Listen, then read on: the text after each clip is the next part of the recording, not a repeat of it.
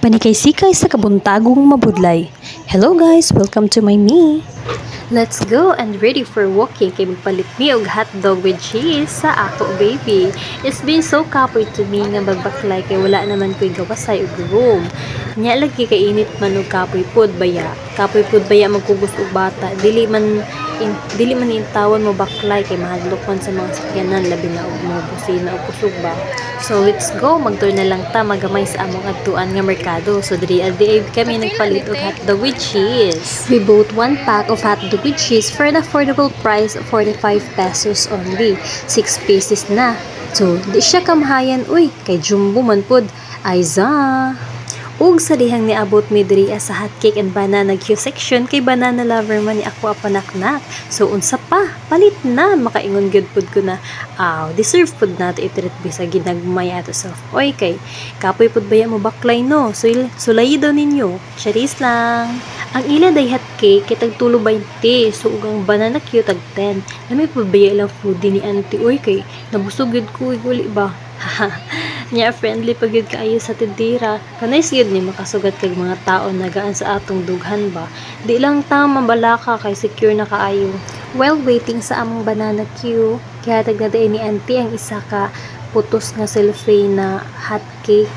Nyang ako ang baby kay excited na kayo mo kaon og banana queue ba.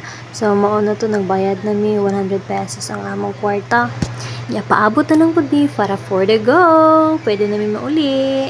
Kay ang pangutana, unsa pa man pud ato hulatan diri nawala naman tay paliton, wala na tay kwarta ba.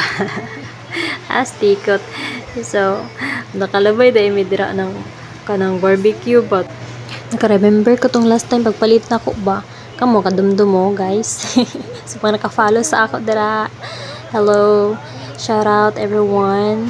Dili na lang tanato to balikon kay tapos na to, it's in the past already na.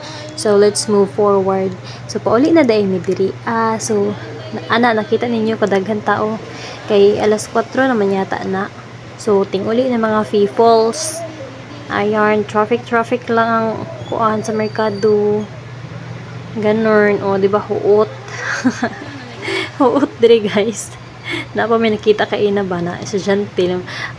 Go na, dali na. Yan, nagkaon-kaon naman, naapa cellophane ba, naapa stick. So, mauto, giing na siya, pagdali na.